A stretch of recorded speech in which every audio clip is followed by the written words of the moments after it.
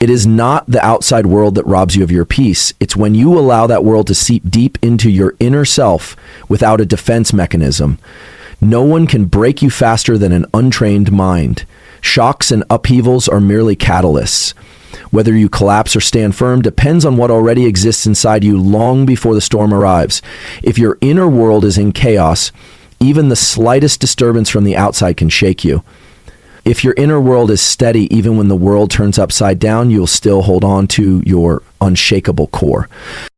Modern people equip themselves with all sorts of survival skills, yet often neglect the most essential foundation, the ability to stay balanced internally when everything around becomes uncertain. You may be highly skilled, quick to catch trends, even possess an enviable status, but if your mind is in turmoil, all of that will soon become a burden, not an asset. True strength doesn't come from roaring or from appearances. It comes from stillness, a kind of stillness that isn't easily attained, but once you reach it, every external disturbance becomes a test, not a threat. Everyone needs a foundation, not for display, but to lean on when nothing else is solid. It is not blind faith, nor fake positivity, nor extreme defensiveness. It's a silent internal mechanism. Knowing what is worth reacting to, what should be ignored, what is real and what is just noise. When your mind can make those distinctions, you no longer live reactively. You begin to choose. Each emotion, each reaction, each decision. Do not confuse patience with powerlessness. Someone who restrains their reactions is not weak. It's because they have clearly defined what they are protecting. They don't need to prove anything. They don't need to argue, because they know that every storm will pass. And the most important thing is not letting that storm uproot their inner being. You can let others misunderstand you for a minute, but if you let that minute destroy your calm inner state, you've already allowed the outside world to control your internal life.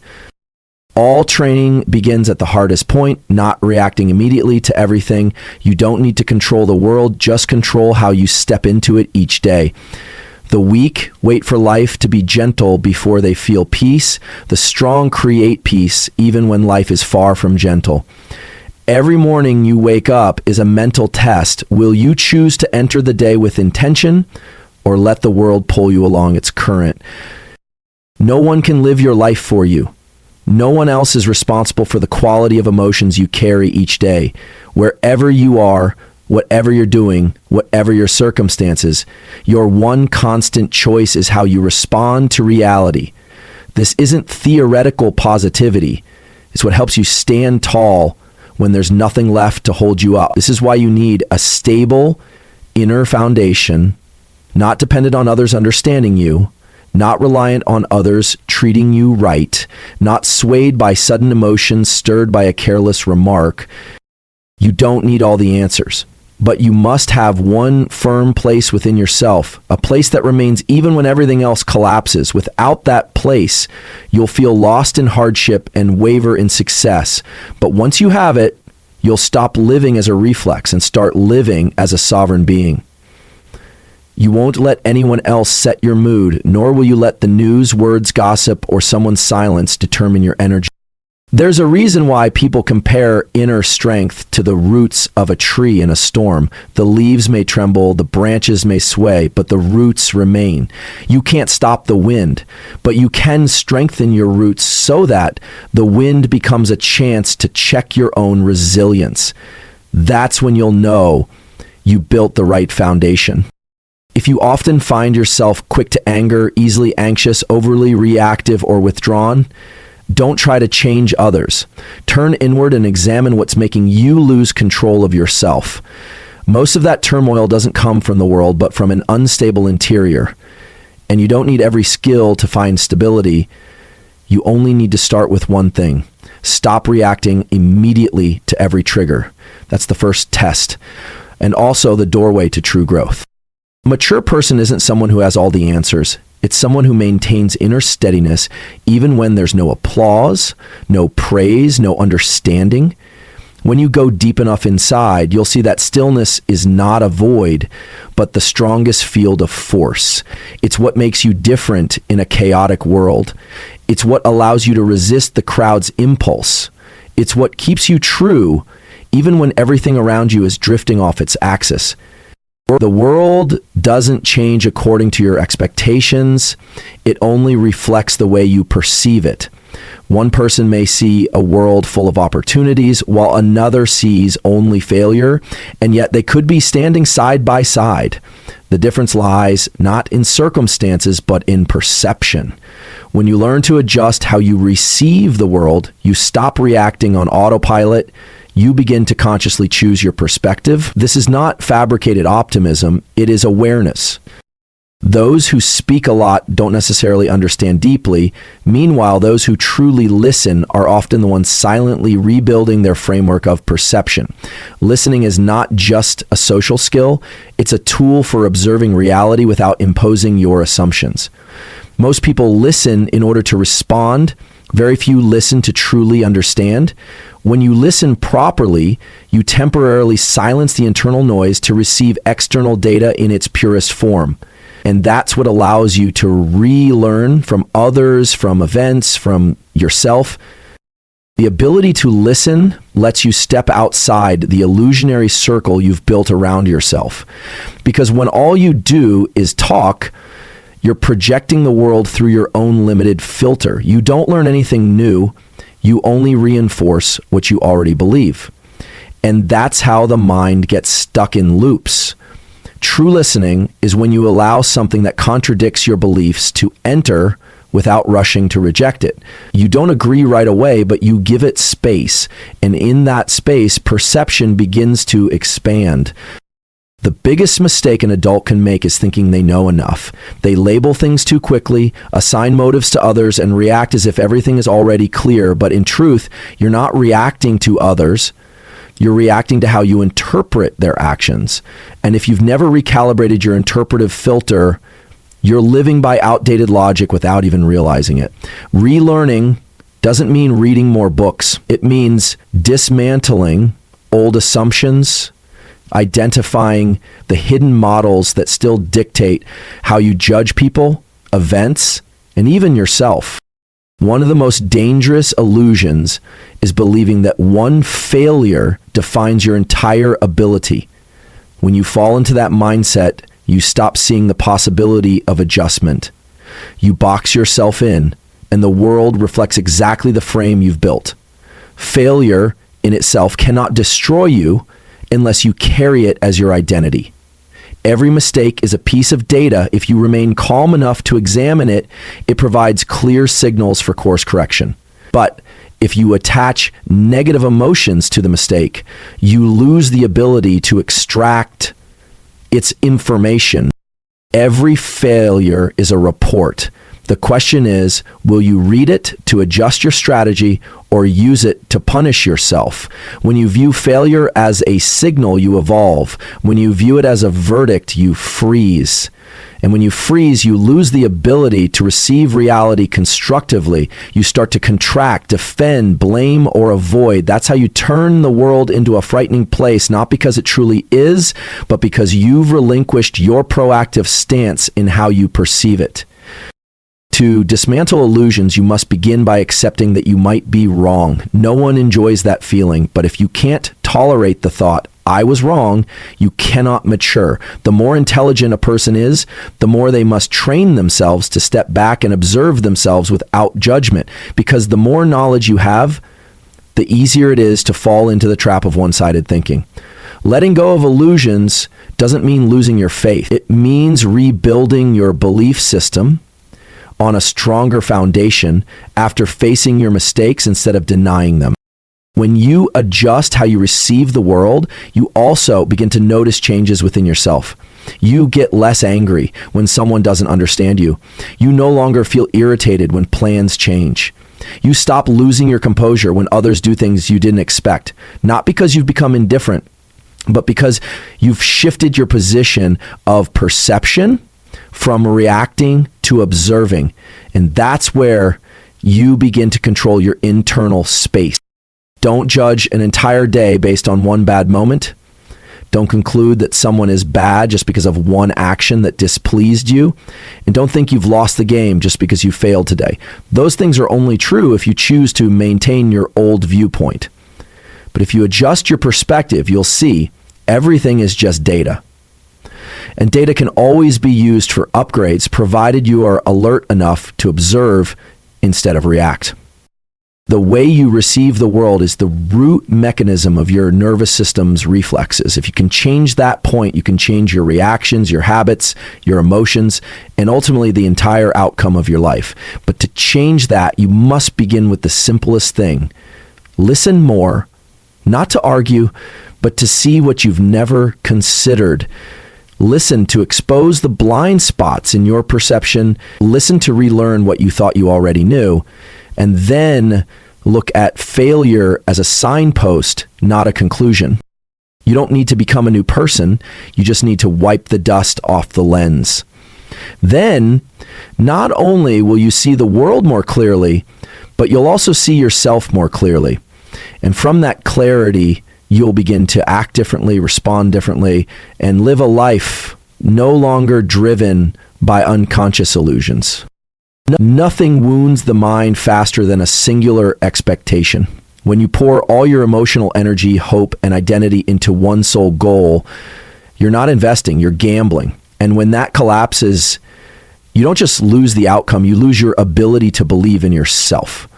Because it's not just disappointment, you fall into a hollow state, as if there's nothing else to hold on to, not because life has shut down on you, but because you had long closed every other door, focusing only on one direction. Your mind wasn't built to be locked in a tunnel. It was designed to adjust, to adapt, to explore multiple paths at once. A flexible person isn't someone who lacks focus. It's someone who understands that life operates on probabilities, and preparing more than one way out is not a lack of faith. It's the highest form of responsibility to oneself. When you diversify your system of hope, you no longer place all your emotions on a single path. You build a psychological network to always have a foundation no matter what happens. There are people who spend their whole lives chasing an ideal form, a single job, a single relationship, a single dream that they believe, if unfulfilled, renders their life meaningless. But when you become dependent on one scenario to feel happy, you've already narrowed your life's potential. And when things don't go as expected, you fall into a deep hole, not because that thing is gone, but because you never created an alternative scenario to continue living fully. Psychological freedom begins with the ability to open a new door when the old one closes. But to do that, you must learn to let go of something many people fear releasing: attachment. Attachment is not commitment. It's the rigid clinging of the mind in the face of what are otherwise natural changes. The committed person keeps moving forward, yet knows when to adjust the route. The attached person holds onto a map even when the road it shows no longer exists. No dream is worth sacrificing your internal flexibility. You can be passionate about something, pursue an ideal, but never allow yourself to believe it's the only way. When your mind keeps multiple exits open, you don't lose focus. You gain psychological resilience. Because you know if one project fails, you have other directions. If a relationship ends, your core self remains intact. If a plan is delayed, you don't lose balance. Your mind doesn't rely on a single point. It can redistribute its gravity and maintain rhythm, even in chaos. Just as the body needs diverse nutrients to function optimally, your mind needs multiple emotional anchors to avoid shattering when a single connection breaks. When you have many reasons to live, many things to love, many doors to try, you reduce psychological risk. And in a world where uncertainty is inevitable, this isn't just a life strategy, it's the foundation of long-term stability. Happiness doesn't come from everything going right. It comes from your ability to keep going even when something goes wrong. And that ability only exists when you haven't tied your entire sense of being to one sole anchor. A mature person isn't defined by the goals they achieve, but by how they rise, adjust, and find a new way when the old one no longer fits. That isn't failure. That is evolution.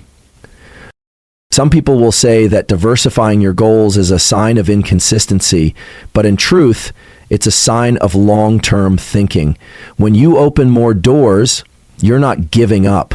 You're creating backup support, not to escape the present, but to protect your spirit, to maintain your internal rhythm, to avoid emotional dependence on a variable outside your control. Imagine you have multiple inner resources sustaining you, learning, creating, connecting, contributing. If one source gets blocked, you still have others keeping you alive.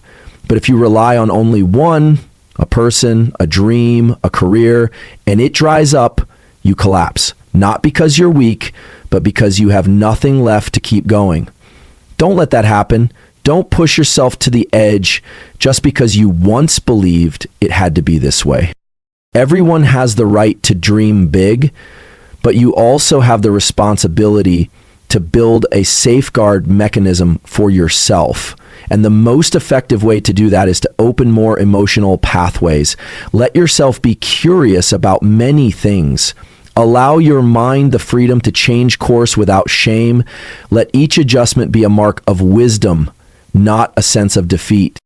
Don't confuse flexibility with looseness. A healthy nervous system is one that knows when to stretch and when to hold.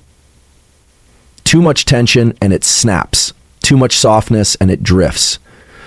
You must know when to grip, when to release, when to stay still, when to shift, and it all begins with allowing yourself to believe in more than one possible outcome. Because if you notice yourself clinging too tightly to one thing, take a step back, not to abandon it, but to see what else you may have overlooked, what direction you haven't dared to imagine, what door you've never reached for. Because it's very likely that your most resilient self doesn't lie on the path you're on, but in your ability to calmly and confidently step onto another one without fear, without panic, and without the illusion of failure pressing down on you. The world doesn't operate based on your emotions. It also has no obligation to align with your expectations.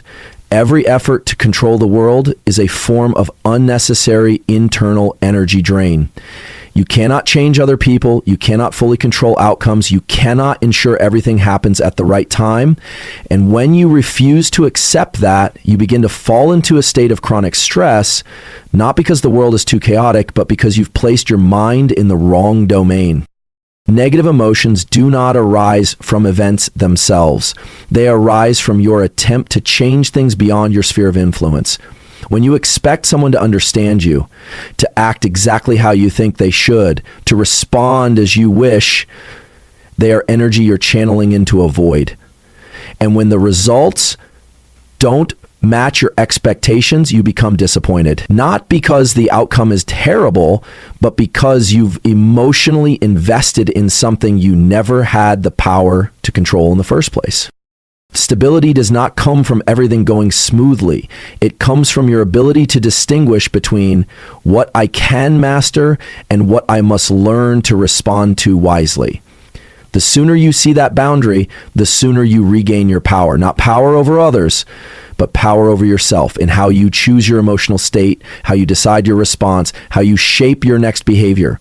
That is the only operating system you truly own, yourself. When you shift your focus from changing circumstances to adjusting yourself, you begin to live in a proactive state, no longer swept away by turbulence, no longer letting the world pull you into free fall every time something goes off course. A self-possessed person is not someone who ignores everything. They simply do not trade their inner peace for a momentary sense of being right, because they understand that anything can change, but their internal balance cannot be constantly disrupted. Letting go of control does not mean giving up. It is a smart form of selective energy investment.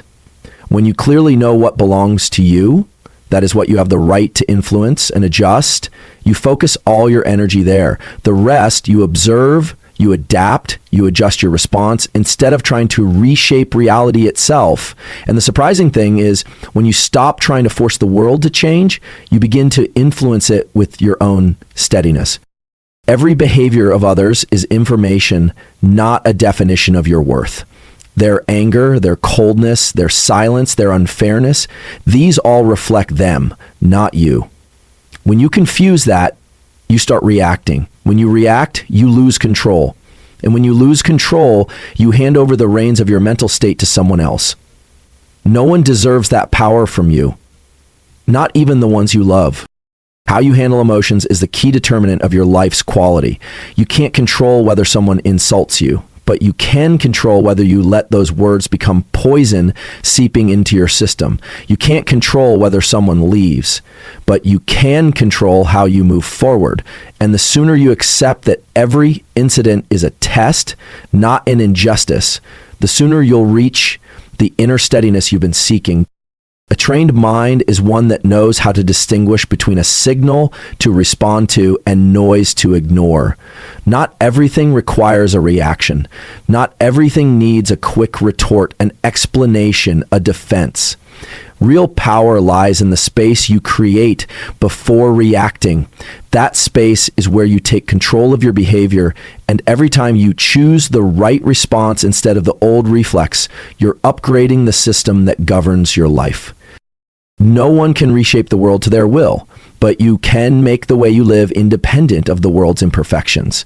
That is the freedom you can build each day, starting with how you interpret, how you receive, and how you respond. The master of life is not someone who wins everything, but someone who knows how to choose the right response in unwanted circumstances while maintaining poise, clarity, and an unwavering inner compass.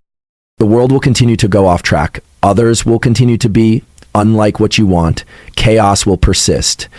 But if you stop demanding that the world must be calm for you to feel peace, you'll begin to realize this core truth. You weren't born to control circumstances.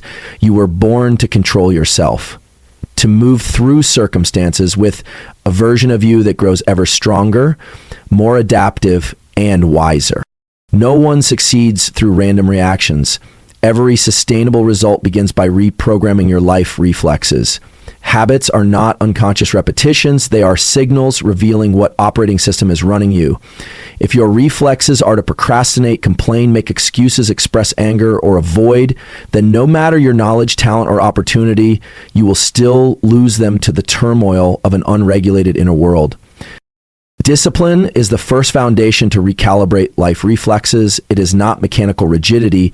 It is the way you reset your priorities between fleeting emotions and long-term outcomes. A person without discipline lives by impulse. A person with discipline clearly knows the difference between a feeling and a commitment. Every time you maintain a small habit while your mind wants to delay, you are not just completing a task, you are re-educating your nervous system on what signal truly matters. But discipline cannot exist without honesty. Honesty is not just integrity with others. It is the ability to look yourself in the eye without avoidance. You cannot change what you refuse to confront. Many people use their energy to justify rather than to acknowledge and adjust. They react defensively to every critique, every suggestion, every failure, as if denying mistakes is enough to preserve their self-worth. But this only prolongs stagnation. Honesty shortens the time it takes to stop repeating old mistakes. And that is a strategic advantage that the dishonest will never have. Being honest with yourself is also how you save yourself from delusion. The delusion that you've already tried hard enough, the delusion that you've been misunderstood, the delusion that outcomes are solely due to circumstances. These illusions may give temporary comfort, but they trap you in a repeating loop with no exit. The sooner you strip away that protective layer, the sooner you'll see the real cause. And once you see it clearly, you'll know what to do next without needing external motivation. Responsibility is the third layer. When you have discipline, you generate controlled behavior. When you're honest, you remove distorted assumptions. But only when you take responsibility do you begin to act from a proactive stance. Responsibility is not a burden. It is the right to influence reality. Every time you blame, you hand over that right to someone else. Every time you take responsibility, you reclaim the key. And when you hold the key, you can open any door. regardless of where your circumstances started. Some think taking responsibility is the same as admitting fault. It's not. It's how you stop repeating old reactions. It's how you stop your mind from running outdated programs in new situations. You cannot control the past, but you can control how you learn from it. And those who learn their lessons faster go further, not because they are lucky, but because they don't waste time on complaints. Behavior doesn't change just by hearing more theory. It changes when you rewire your reflex mechanism. That means instead of getting angry immediately upon rejection, you pause, observe, respond. Instead of making excuses when results fall short, you review the process and adjust. Instead of procrastinating, you take action before you feel ready. Each new reflex is a positive repetition, and when maintained long enough, it becomes your default reaction. That is when you enter a true state of inner strength. You no longer need temporary motivation. You operate from a pre-installed value system. Most people don't fail because of lack of ability. They are defeated by their own inner reflexes. They quit easily when results are delayed. They respond negatively to feedback. They procrastinate because they believe tomorrow will be better than today. And they continue to invent reasons until the reasons become their resume. If you want to change your quality of life, don't start with a big goal. Start by observing your smallest reaction to an unfavorable situation. That reaction says more about you than any declaration ever could. No one is born with the right reflexes. They are shaped through conscious repetition. Discipline gives you the tool to repeat. Honesty ensures you don't repeat the wrong things. Responsibility drives you forward even when no one reminds you. And when these three forces unite, you no longer need to strive daily for motivation. You automate your action mindset. You don't need to do complex things, but you must do the essential ones right. That's why every morning should begin with a small ritual, doing something you dislike, but doing it anyway, because that is what rewires your reflex loop. It could be getting up without hitting snooze, doing a hard task without making excuses, writing a page of reflection to face yourself. Small things, repeated with intention, are what build a new operating system. No one lives fully through old reflexes. If you don't reshape how you act in the world will impose consequences you never wished for. But if you begin with discipline, honesty, and responsibility, you don't just change how you live, you restructure who you are. A version that is steady, adaptive, and profound, strong enough to move forward without needing anyone's validation. The more you allow into your system, the more you diminish your ability to choose what truly matters. The brain isn't designed to process everything at once. It is optimized for selectivity. What you don't filter becomes noise. What repeats within the noise becomes habit. And habits formed from noise are the fastest route to a life of exhaustion, confusion, and lack of depth. An intelligent person isn't the one who knows the most, but the one who filters out what's unnecessary. Because they understand that once the mental filter is compromised, all information has the right to enter, and that drags the system into stagnation. Every morning you wake up with a limited amount of attention. Even small decisions consume energy. If you don't establish an active noise filtering mechanism, you'll constantly feel short on time, short on focus, short on motivation, not because you lack anything, but because you're being pulled by too many irrelevant signals. Simplifying your system is not a trendy minimalism on the surface. It is a core act to restore deep operational mode where the brain can sustain focused attention, where you're no longer manipulated by unconscious stimuli, where you proactively redesign your environment to align with your biological rhythm and inner goals. No one maintains long-term focus in a cluttered environment. No one thinks deeply while constantly interrupted. Every time you switch from what you're doing to checking your phone, you don't just lose a few seconds, you disrupt the continuity of your concentration system. And when that chain is broken often enough, your brain begins to record that you can't sustain attention. That's when you start to believe you can't focus. But the problem isn't you, it's the environment you haven't properly structured. If you want your brain to focus, you need to eliminate secondary stimuli. If you want to go deeper with your thoughts, you need to limit the incoming flow of information. If you want to live with true focus, you need to say no to many things society deems important, not because they're wrong, but because they're no longer aligned with the path you're walking. And nothing throws a nervous system into chaos faster than constantly doing things that are right for others, but wrong for yourself. You don't need to eliminate everything. You just need to identify what's essential and keep it prioritized. Everything else must either serve the core or be removed. When you redesign your schedule, it's not to cram more in, but to protect space for what truly matters. When you reorganize your living space, it's not to make it look good, but to give your mind breathing room, a still point. When you reduce your presence on social media, it's not to disconnect, but to stop reacting and begin creating from within. Your brain is highly intelligent, but if you let it operate in an environment that's always on, always rushed, always fragmented, it will fatigue like any machine forced to run beyond capacity without maintenance. And that fatigue can't be healed by rest alone. It needs a total optimization of your attention management system. That begins with your willingness to live simply, not surface simplicity, but signal level simplicity. Less information, but higher quality. Fewer choices, but more aligned. Fewer reactions, but more depth. From that state, you no longer need to force yourself to focus. Focus emerges naturally as the inevitable result of a clean system. A day should not begin with scrolling news. It should begin with quiet. A meeting should not be interrupted by constant messages. It should be a space for true concentration.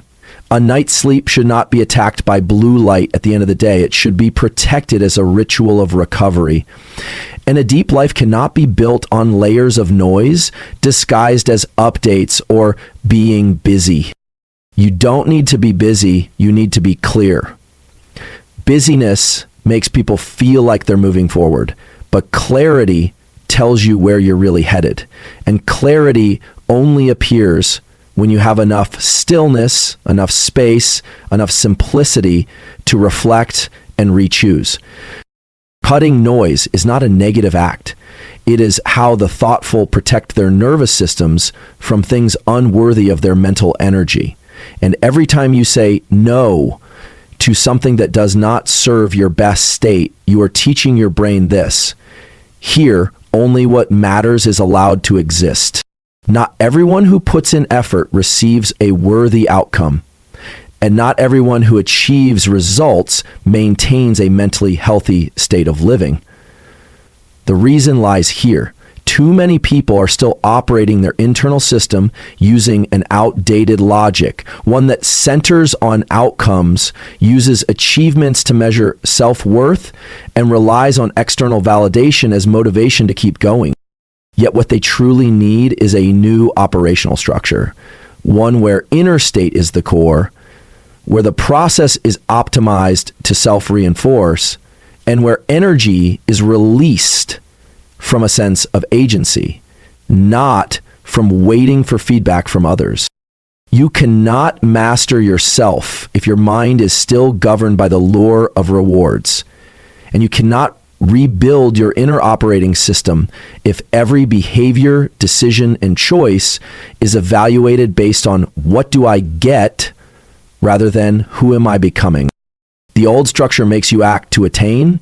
The new structure makes you act to live in alignment. A person who lives in alignment may not achieve immediate results, but they are not drained like those who do everything just to be recognized, because they're not chasing destinations. They live from a clear center where if something aligns with their values, it gets done. No need for applause, no need for validation, no need to be watched in order to try.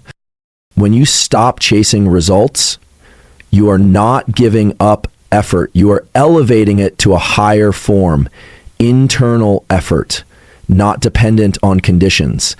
This is what creates the most lasting strength, because inner motivation doesn't need external conditions to ignite. It only needs clarity about how you choose to operate yourself. And that clarity only arises when you dismantle the old patterns where your self-worth was once tied to performance charts, social judgments, or labels you've carried from the past. To rebuild the inner operating system, you must reset your reference points. Don't ask, will this lead to a result? Ask, does this align with the person I am choosing to become?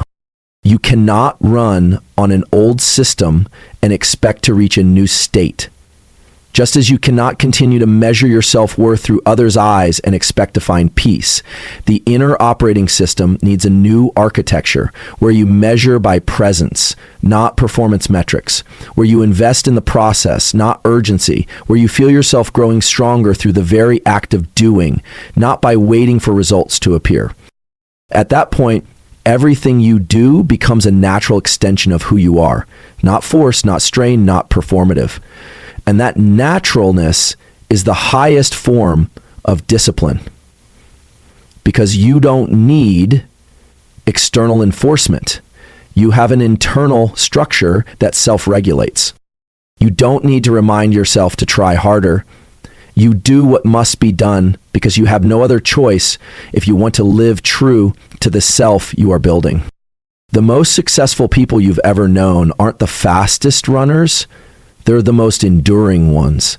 And that endurance comes from an inner operating system that has been rebuilt, where nothing can distract them from their chosen path, where nothing external can override the way they manage their internal energy. To reach that state, you must pause, observe, rebuild your entire system of reactions. Every time you feel anxious, panic, impulsive, tired, or lost, it's not a sign of weakness.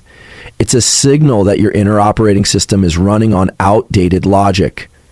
And you need to update it, not by running faster, but by removing what's causing you to lose direction. The question you should be asking isn't, what can I do to get more, but what do I need to remove to return to clarity? Because only when the mind becomes clear can energy be released. And when energy is no longer stuck in inner conflict, you'll be amazed at your own speed and quality. Everyone can live as a deeper, freer, more effective version of themselves, but not by trying harder, by choosing the right operational structure. And that structure always begins from within, where you no longer live by results but by principle, no longer act by reflex but by direction, no longer evaluate yourself by outcomes but by the honesty you maintain every day. Then your life will no longer be a race but a solid journey where every step is meaningful, not because of where it will take you, but because each step declares one clear statement. This is how I live, not to outdo anyone, just never to betray myself. Not everyone needs to be like everyone else to be accepted, and not everyone trying to fit into the crowd is truly living in alignment with themselves. Society teaches you how to blend in, the system trains you to conform, but very few guide you back to your distinct essence, where you no longer trade your nature for a fragile sense of peace. Chronic nervous tension doesn't always stem from work. It often comes from the ongoing dissonance between what you do and who you truly want to become. Each day, lived out of alignment with your essence, drains energy through internal resistance, not because you're lazy, but because you're fighting against yourself. When you live disconnected from your core values, you wear a mask, and that mask exhausts you, not because it's heavy, but because you've worn it for too long. The fatigue you feel isn't just physical. It's the tug of war between two layers of self, one performing externally for acceptance and one crying out internally from abandonment. The more you reject your essence, the more you must do to gain recognition. And the more you do without inner harmony, the more you lose the sense of freedom. True freedom isn't doing everything you like. It's living each day without betraying what you believe. The alignment between personal values and natural flow doesn't come from changing the world. It comes from pausing to recognize what truly belongs to me. What have I chosen, and what have I been taught to accept?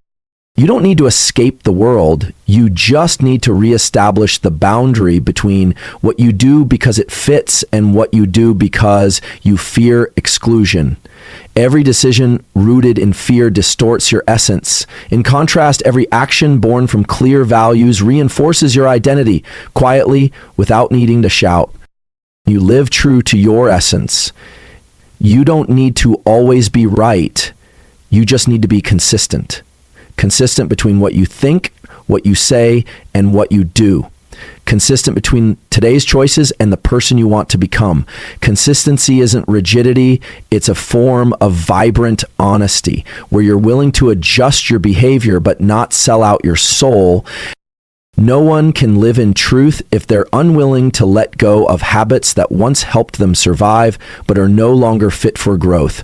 You cannot reach deep freedom while maintaining relationships that force you into roles. You cannot feel whole if every morning you pack away your real emotions and carry a different face to work. Balance is not about keeping everything running smoothly. True balance comes when you remove what no longer reflects your values. Aligning with your essence is not an efficiency problem. It's a matter of mental clarity. A mind that lives misaligned with its essence will always feel lacking time, connection, and peace. But a mind in proper alignment simplifies everything. It chooses less, but goes deeper. Doesn't multitask. It is present. It isn't loud. It is precise. It doesn't need to prove. It manifests. If you find yourself tired without knowing why, try asking how long you've been living out of sync with your true values. It could be the job you no longer love, the relationship in which you constantly compromise, the conversations you no longer want to have but still force yourself into. Each of those concessions over time misaligns your energy axis, and you stop feeling joy even when doing things that once made you happy. What you need is not more inspiration. What you need is a realignment. Bringing your beliefs, values, and actions back onto the same axis. Then you no longer expend energy on inner conflict. You begin to conserve emotional resources, and that energy, once no longer leaking, propels you further, deeper, and more sustainably.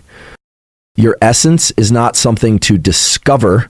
It's something you return to once you remove the layers of assumptions, expectations, and compromises you've accumulated. Strength doesn't come from controlling everything, but from being solid enough to live truthfully in a world that constantly pressures you to live otherwise. That is the quietest strength, but also the strongest foundation of a free mind. Sustainable stability does not arise from urgency. It is built on three pillars: deep reflection, consistent discipline, and intentional silence. Those who maintain inner strength over the long term are not those who are never shaken.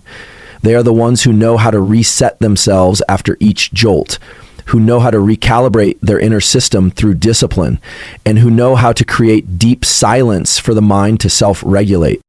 Reflection is in the act of looking inward each day. Every action, every choice, every reaction is data, but only when you dare to face it in silence without judgment can you see the unnecessary repetitions. Can you detect the old reactive patterns that silently control you?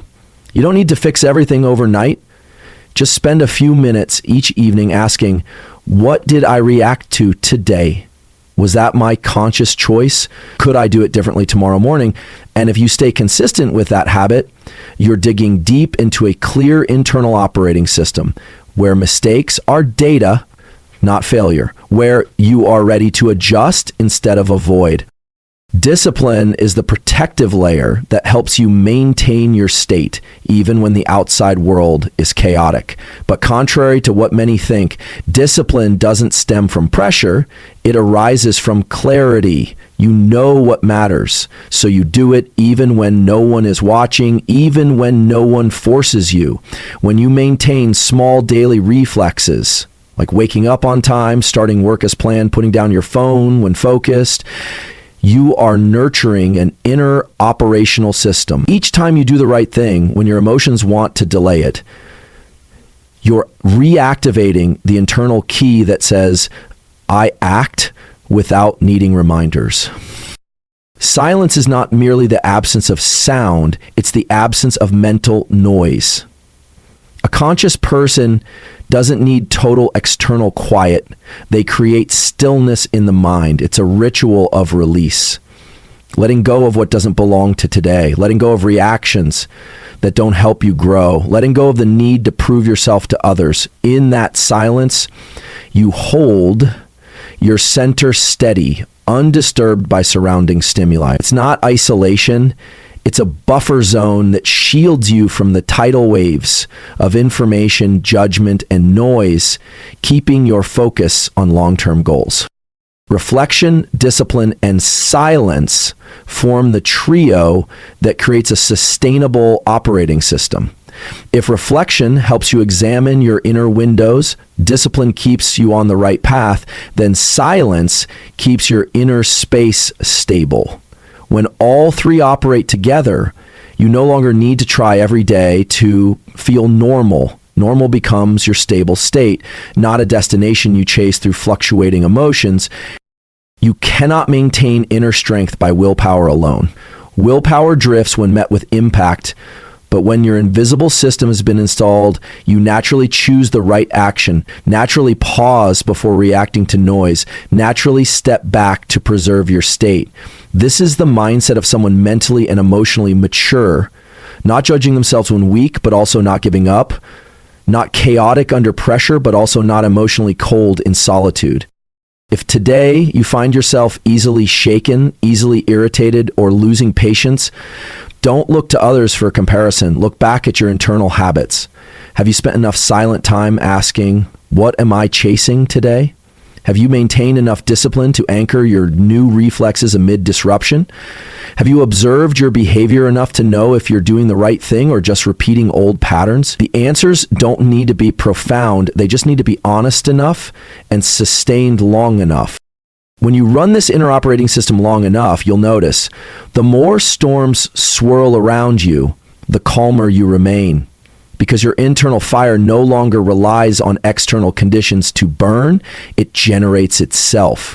When you act in alignment with your essence, your values, and the process more than the result, you stop fearing failure. You simply read the data from failure and move to the next step without losing confidence, without losing composure.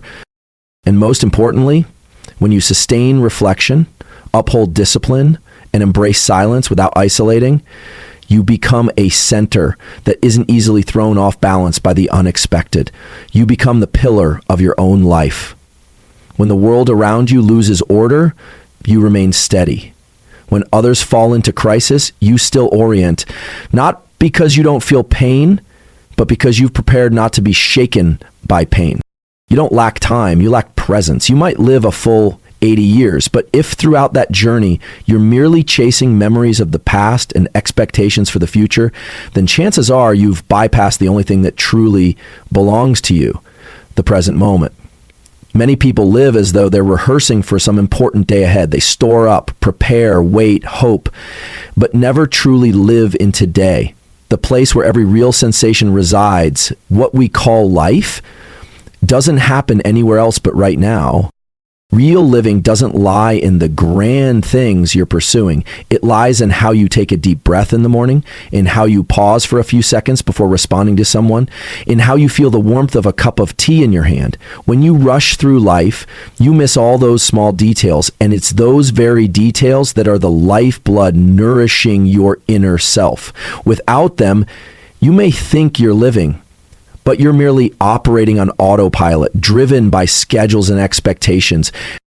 You get pulled by the past where you torment yourself over things you can't change. You get dragged into the future where you worry about things that haven't happened. And in that whirlwind, the present, the only place you can actually influence is forgotten. You can't rewrite the past. You can't accurately predict the future, but you can act in this very moment.